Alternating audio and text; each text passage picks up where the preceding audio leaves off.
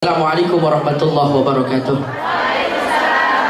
Terima kasih Habib. Alhamdulillahirabbil alamin wassalatu wassalamu ala sayyidina wa nabiyina Muhammadin wa ala alihi washabihi ajmain. Amma ba'du. Ibu, Bapak yang dirahmati Allah Subhanahu wa taala, Mbak-mbak, tadi Isra-nya udah beres? Udah? Sekarang Mi'raj, naik ke atas.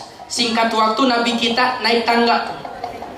Naik pintu pertama, ternyata terdapat kakek kita. Siapa? Nabi Adam.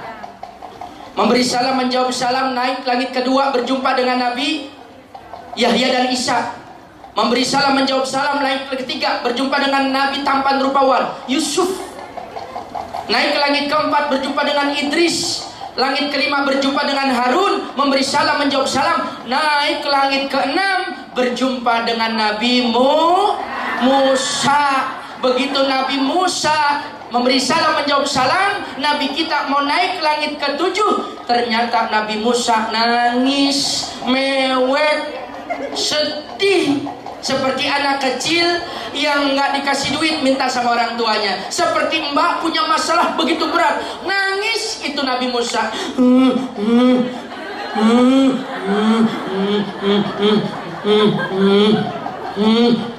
Nangis. Jibril nyamperin, "Sa, lu kenapa? Sedih, Bril? Kenapa lu sedih? Telah datang seorang nabi dan rasul usianya lebih muda daripadaku. Di mana umatnya nanti lebih manja masuk ke dalam surga dibandingkan umat Nabi Muhammad. Umatnya lebih banyak masuk ke dalam surga dibandingkan dengan umatku." Ahlan wa sahlan. Selamat jalan buat Habib. Saya pikir selamat datang, selamat jalan buat Habib. I love you. Ya, diam dulu, Bib, senyum. Ya. Foto.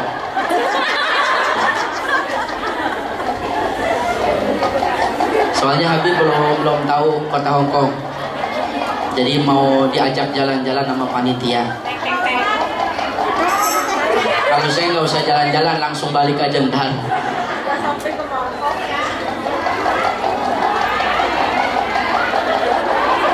Ya, dah foto kesana aja dulu nggak apa-apa. Emang begitu, kalau ada yang baru, yang lama dilupain.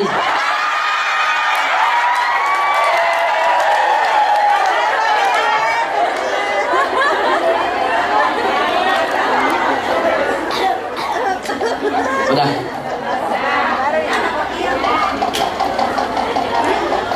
Nangis. Kenapa Musa? Telah datang seorang nabi dan rasul usianya lebih muda daripadaku, tapi umatnya lebih banyak masuk ke dalam surga dibandingkan dengan umatku. Nabi Musa cemburu sama umat Nabi Muhammad karena umat Nabi Muhammad lebih banyak masuk ke dalam surga.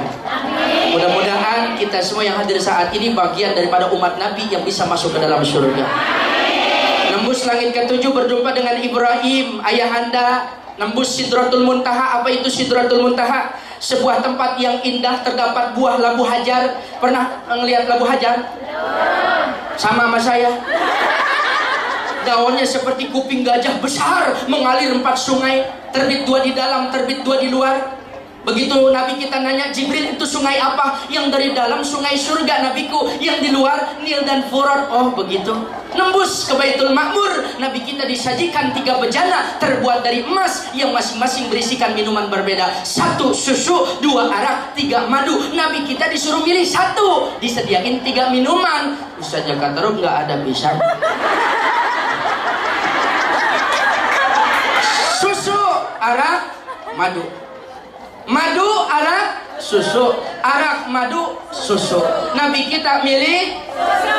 Jakarta Rup milih tisu. Mbak, susu. Mbak, tisu. Sampai mana tadi? Susu.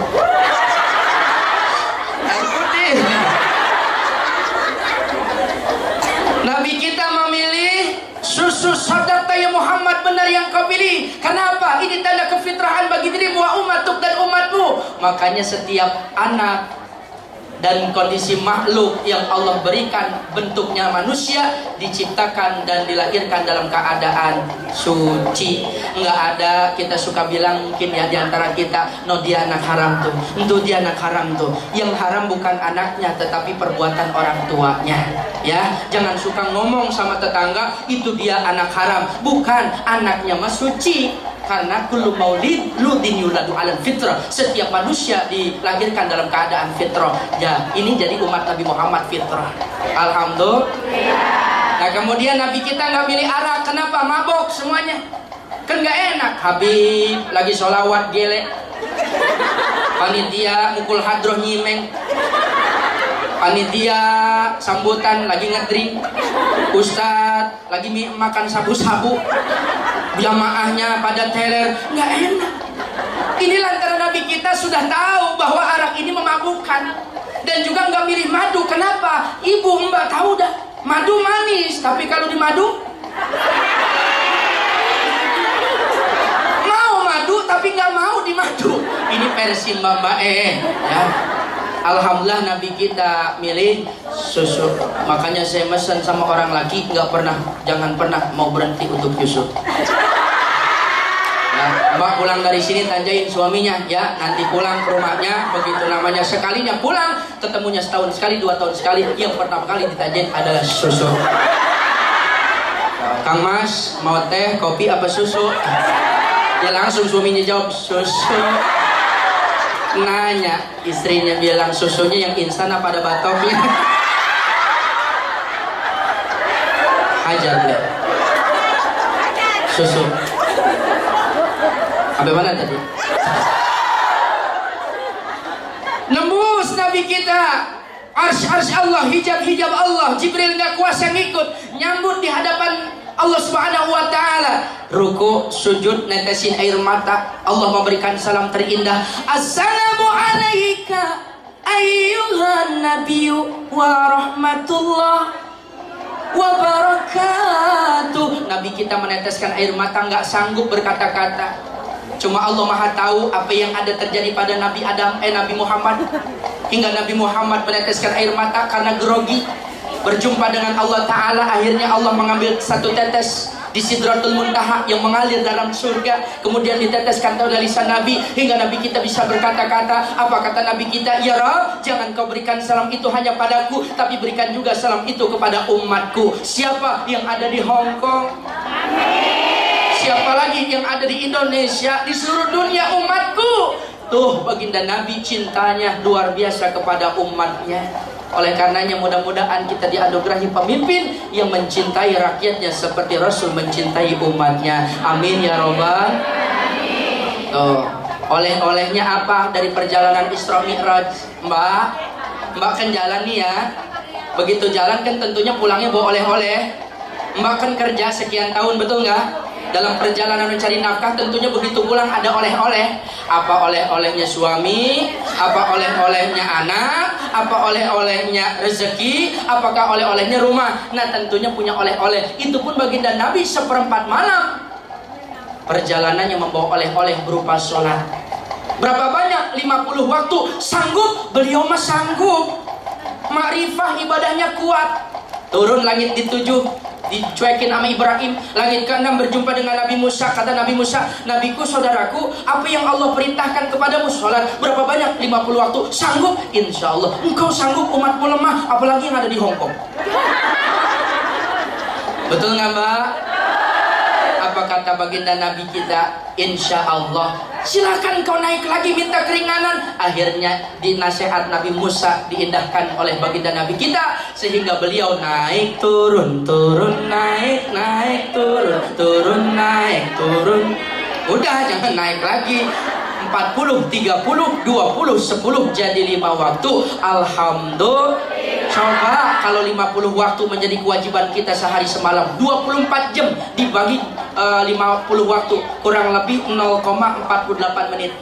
Mbak belum lagi nyuci, udah komat.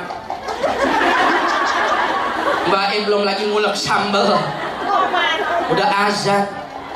Saya belum lagi megang mic, udah sholat. 50 waktu 48 menit sekali, mana kuat kita? Betul enggak? Tapi alhamdulillah 50 waktu menjadi 5 waktu berkah Nabi kita, yaitu Nabi Musa.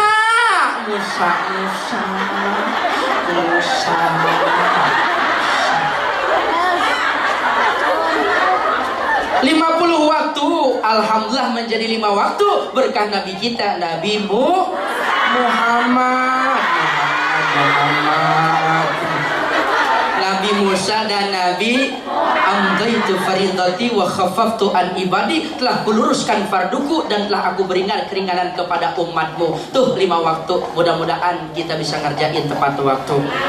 Yang susah dalam sholat ngerjain, udah ngerjain. Yang susah adalah khusyuk. Tuh makanya kalau yang belum ngerjain 5 waktu kerjain, udah dikerjain tambah sunahnya, duhanya, hajat tahajudnya, qiyamul lail, sunah-sunah rawatibnya. Kalau udah istiqomah berusaha belajar fikihnya biar khusyuk. Emang gimana belajar fikih? Ikhtiar. Kalau mau ibadah pakai ilmu kan lebih enak, betul nggak? Kalau namanya khusyuk kan paling susah. Syekh Imam Nawawi membagi ketiga kategori khusyuk: mubtadiin, abidin, arifin. Golongan kita ibtidak, pemula. Ketika takbir hati kita kemana-mana. Allahu Akbar. Lewat simsasoi itu hidungnya mancung.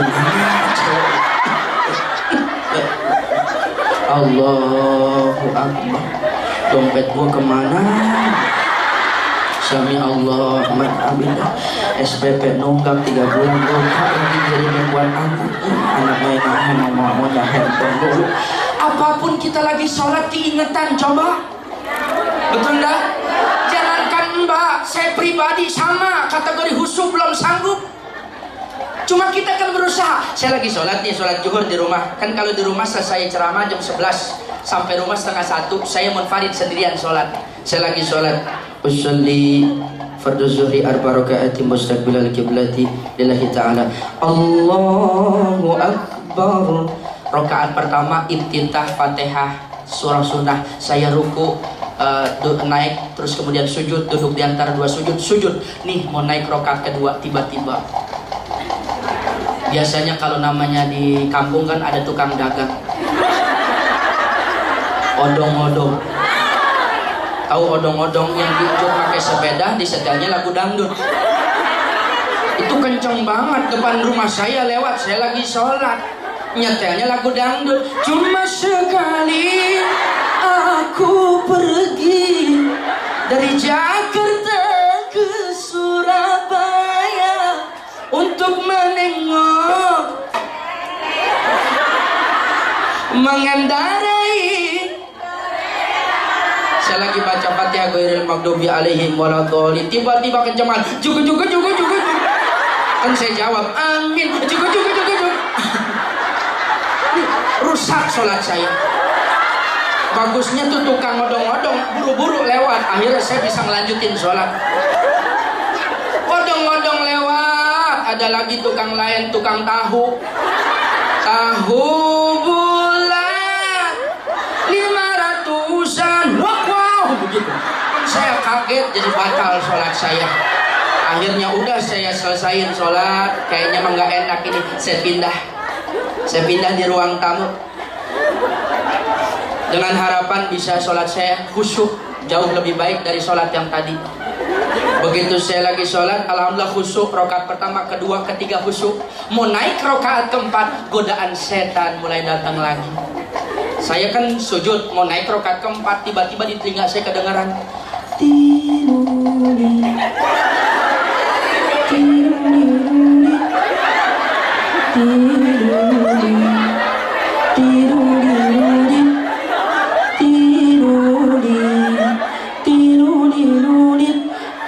Itu tukang es krim. Dalam sujud saya ngomong, adem juga tenggorokan makan es krim. Ini setan ada aja. Saya naik ke rakaat keempat, saya takbir Allahu Akbar. Tukang es krim lewat depan rumah saya, suaranya kencang. Tidurit. Belum baca Fatihah saya udah ngomong dalam hati, buruan sono lewat, buruan. Ada namanya anak kecil teriak, "Bang, beli." mampir depan rumah saya, pas pisan depan pondok pesantren. Saya lagi sholat baca Fatihah, bunyinya kencang banget. Bagusnya mah variasi Fatihah nggak berubah. Coba kalau berubah gugur semuanya. Tidudin, tidudidulin, alhamdulillah, Rabbil alamin, tidudin, ar-rahmanir-rahim, tidudin. Lah bubar semuanya udah sholat saat itu. Penyakit ini penyakit. Kalau boleh mesen, kalau lagi sholat handphone ditaruh. Ini handphone penyakit kalau lagi sholat. Allahu Akbar, getar. Kalau getar sendiri sih nggak masalah. Ini kadang-kadang sholat jamaah, begitu makmum handphone kagak dimatiin, akhirnya nada derinya kan zaman sekarang mah akademi dangdut ya. Pas begitu rakaat kedua sedang musuh-musuhnya. Kisah cintaku teramat perih, kekasih hati main lagi. Aku di sini sedang merenungi betapa hancur hidup ini. Ya ilah, sedih kalau diceritain mah, itu lagu sedih banget. Akhirnya imam jawab, iya sedih banget. Ini gua galak banget lagi tadi.